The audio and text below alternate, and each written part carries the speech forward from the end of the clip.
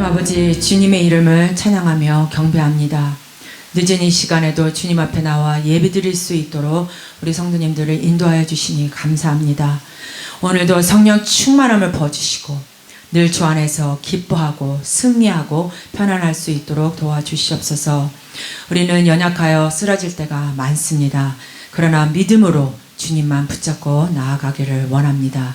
저희들에게 주님이 말씀하여 주시고 믿음을 허락해 주셔서 이 믿음으로 주님을 붙잡고 하나님의 놀라운 능력을 체험하게 하여 주시옵소서. 오늘도 빈손으로 나오지 않고 예물을 준비한 손길 위에 축복하여 주시고 이 헌금이 우리의 씨앗이 되어 주의 나라가 이루는 데 동참되는 손길이 될 수 있도록 능력을 주시옵소서. 하나님 아버지, 오늘 주신 이 귀한 말씀이 선포될 때 하나님의 능력이 함께 하셔서 우리에게 결단의 시간이 되게 하여 주시고 또 말씀 후 기도할 때 하늘나라의 소망을 갖고 기도하는 자들이 되게 하여 주사 하나님 나라의 확장을 위해 우리의 삶을 드릴 수 있도록 인도하여 주시옵소서. 예수님의 이름으로 간절히 기도합니다. 아멘. 오늘 말씀은 제가 데살로니가 후서 3장만 하면 끝이더라고요. 그래서 오늘 데살로니가 3장 1절에서 5절까지 연결하겠습니다. 데살로니가 후서 3장 1절에서 5절까지 되겠습니다.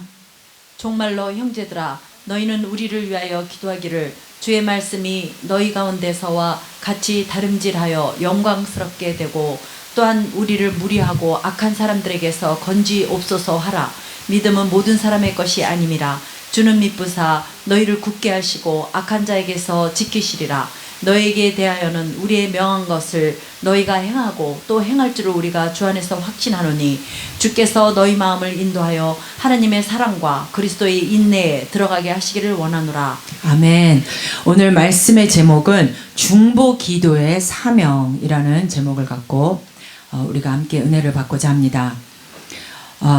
우리는 무슨 일이 있을 때 꼭 기도 부탁합니다. 특별히 목회자들에게, 목사님들에게 부탁하든지 아니면 교회 권사님 또 장로님들께 기도 부탁할 때가 많습니다. 왜 우리가 이렇게 기도를 부탁할까요? 하나님께서 기도를 통해 일하신다는 것을 알고 있기 때문입니다. 오늘 본문에서 사도 바울은 그의 동역자들에게 기도를 요청합니다. 왜냐하면 기도가 하나님의 보좌를 움직이는 능력이라는 것을 알고 있기 때문입니다. 예수님을 3번이나 부인하였던 베드로가 회복할 수 있었던 것도 예수님께서 기도하셨기 때문이었습니다. 내가 너를 위하여 내 믿음이 떨어지지 않기를 기도하였노니 누가복음 22장 32절 말씀입니다. 오늘 본문 말씀을 세 부분으로 나누어 본문의 뜻을 이해하고 또 교훈을 찾으며 이 교훈을 우리들의 일상생활에 어떻게 적용할 수 있겠는지 찾아보도록 하겠습니다. 첫 번째로 기도의 부탁입니다. 본문 1절부터 2절을 우리 다시 한번 보겠습니다. 정말로 형제들아, 너희는 우리를 위하여 기도하기를 주의 말씀이 너희 가운데서와 같이 다름질하여 영광스럽게 되고 또한 우리를 무리하고 악한 사람들에게서 건지옵소서 하라. 믿음은 모든 사람의 것이 아님이라. 사도 바울은 데살로니가 교회 성도들이 바울 일행 실라와 디모데를 위해 기도해 주기를 부탁하고 있습니다. 그런데 솔직히 이들을 보면 모두 신령하고 신실한 하나님들의 종들입니다. 또한 이 중 사도 바울로 말을 한다면 얼마나 능력을 행한 자였습니까? 이 세 사람이 함께하여 기도함으로 충분히 하나님의 응답을 받을 수 있었으리라 봅니다. 그러나 성도들에게 기도해 달라고 부탁하고 있는 것을 보면 중보 기도에 대해 중요성을 우리에게 보여주고 있습니다. 이스라엘 백성이 출애굽에서 광야 생활을 할 때 아말렉과 전쟁한 적이 있습니다. 이때 여호수아가 군대를 끌고 나가서 싸웠는데 모세는 보고만 있지 않고 산 꼭대기에 올라가서 그들을 위해 기도했습니다. 그런데 모세가 손을 들면 이스라엘이 이기고 손을 내리면 아말렉이 이겼습니다. 그리하여 아론과 훌이 그 손을 양쪽에서 들어줌으로써 하루 종일 견딜 수 있었습니다. 여러분, 우리가 여기에서 깨달아야 할 것은 바로 전쟁하는데 여호수아의 칼도 중요했지만 승리를 위해서는 모세가 손을 들고 있어야 했던 것이 결정적이었습니다. 이 사건을 통해서 하나님께서 우리에게 주는 교훈이 무엇일까요?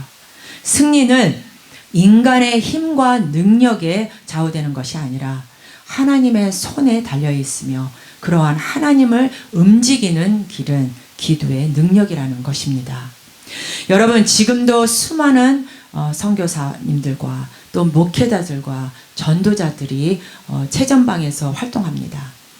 그들이 아무리 믿음이 좋고 능력이 뛰어날지라도 그들을 위해서 기도하는 일은 그들의 사역에 큰 힘을 주게 됩니다. 많은 사역자가 가장 사역이 왕성할 때 실족하고 타락하는 이유는 효과적으로 기도하지 않았기 때문입니다. 주님께서는 시험에 들지 않도록 기도하라고 하십니다. 마태복음 26장 41절 말씀입니다. 시험에 들지 않게 끼어있어 기도하라. 마음에는 원이로되 육신이 약하도다 하시고.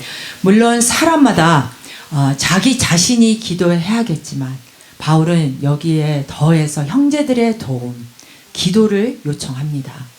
우리도 역시 마찬가지입니다. 서로 기도를 요청하고 서로를 위해 기도해 줘야 합니다.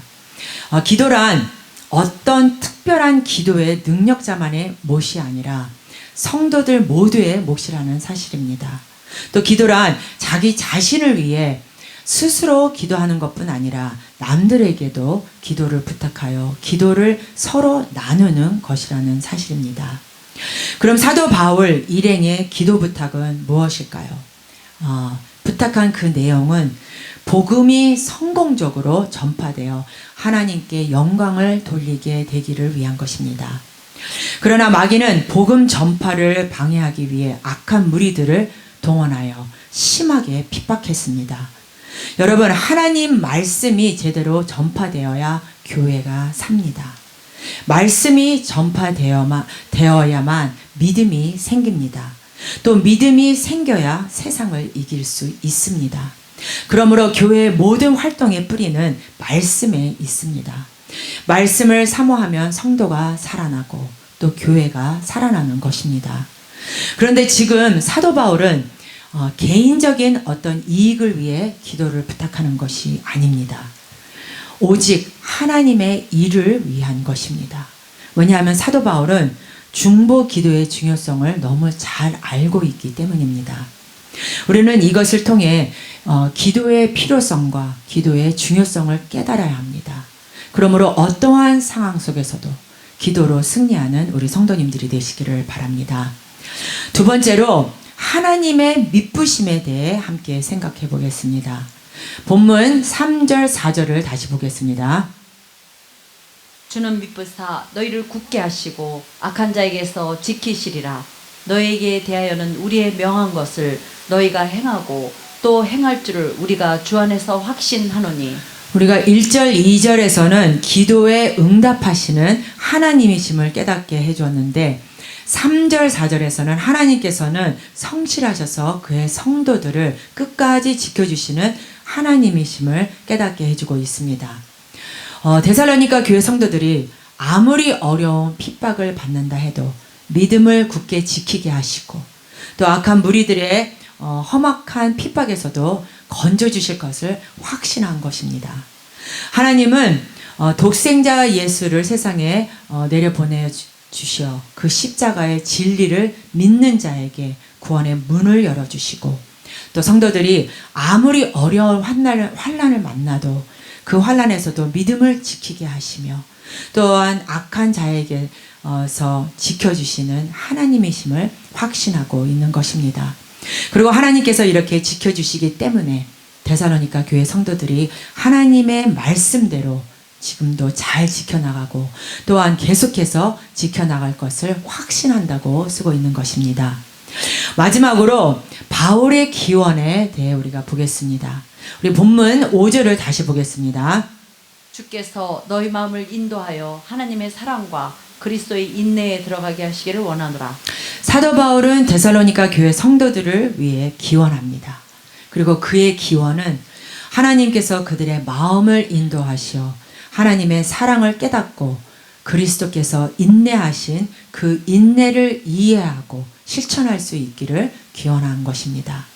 하나님의 사랑이란 인간을 구원하기 위해 만세전부터 계획하시고 예수 그리스도를 세상에 내려보내시어 그를 십자가에 못 박혀 죽게 하신 사랑이며 또 그리스도의 인내란 인간의 몸으로 십자가에 못 박히는 것이 참을 수 없는 고통이었지만 끝까지 참으심으로 구원을 이룩한 주님의 인내를 말하는 것입니다. 따라서 사도 바울은 하나님께서 데살로니가 교회 성도들이 하나님의 사랑과 주님의 인내를 바로 알기를 기원하고 있습니다. 여러분, 그럼 오늘 주신 이 본문을 통해 우리는 어떤 교훈을 받았으며 이 교훈을 우리의 일상생활에 어떻게 적용할 수 있겠습니까? 하나님은 우리의 기도에 응답하시는 하나님이시며 그를 믿고 의지하며 기도하는 자들을 어떤 환난에서도 지켜주시고 끝까지 지키시는 하나님이심을 교훈해 주고 있습니다. 하나님은 진실하게 그를 향해 기도하는 그의 자녀 모두의 음성을 듣고 응답하신다는 사실입니다. 따라서 오래 믿은 지 얼마 안 되었던 차별하지 않고 응답해 주시는 우리 하나님이십니다. 그리고 이 사실을 확인한 우리 모두에게 기도에 힘쓰라고 합니다. 또 남을 위해서도 기도하되 특별히 우리 사역자들을 위해 기도하라는 교훈입니다. 지금 우리는 믿음을 끝까지 지켜나가게 기도해야 합니다. 또 우리에게 주어진 이 귀한 복음이 온 세상에 전파될 수 있게 기도해야 합니다. 여러분, 오늘 말씀을 통해 우리가 깨달아야 할 것은 우리의 기도는 하나님의 마음을 움직이게 하기에 능한 힘을 가지고 있음을 가리키며 그 힘을 기도를 통해 얻어내라는 것입니다.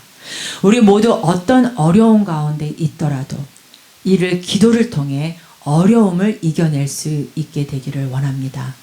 인간의 힘으로 도저히 해결하지 못한 문제들을 기도를 통해 창조자 하나님의 마음을 움직여 다 해결받게 되기를 간절히 기원합니다. 기도를 통해 나 자신의 문제도 해결하며 남의 문제도 해결해주는 기도의 용사들이 다 되시기를 바랍니다. 몇 번 기도해 보다가 응답이 없다고 포기해 버리는 것이 아니라 하나님은 가장 좋은 것으로 응답하시는 하나님이심을 믿고 끝까지 기도를 통해 하나님과 늘 교제하시는 우리 성도님들이 되시기를 바랍니다. 사랑하는 우리 성도 여러분, 여러분의 마음을 비우시기를 바랍니다. 주님 앞에 두 손 들고 나오시기를 바랍니다. 이 시간 우리가 기도할 때 하나님 아버지, 내 힘이 아닌 주님의 능력으로 승리하는 믿음의 사람이 되게 하여 주시옵소서. 이렇게 고백하는 시간이 되시기를 예수님의 이름으로 축원합니다. 우리 다 같이 일어나셔서 좀 앞으로 나오셔서 우리 기도하실 텐데, 우리 먼저 보혈의 찬양을 좀 부르고 기도하시겠습니다. 지금 많은 분들이 감기 몸살에 너무 고생하고 계시는데 우리 오늘 이수희 전사님 갑자기 그냥 쓰러지셨어요, 진짜. 그래서 이 전사님도 너무 힘들어하시고 또 믿음이도 한 번도 안 아팠는데 요번에 믿음이가 너무 아파갖고 한 3일은 회사를 못 갔어요. 그 정도로 아팠어요. 그리고 근데 그 바이러스가 누구한테 왔냐? 우리 김남식 집사님 때문에 이렇게 왔는데 저는 하루만 고생하고 이렇게 딱 갔는데 하여튼간 우리 교인들이 다 아프면 안 되죠. 그러니까 예수의 이름으로 우리가 보혈의 찬양을 부르고 우리 다 같이 진짜 우리 건강 빨리 회복할 수 있도록 기도해 주시기를 바랍니다. 그리고 우리 교회 부흥을 위해서 기도해 주시고 우리 많은 일꾼들이 진짜 우리 교회에 올 수 있도록 우리 새해가 좀 특별한 것 같아요.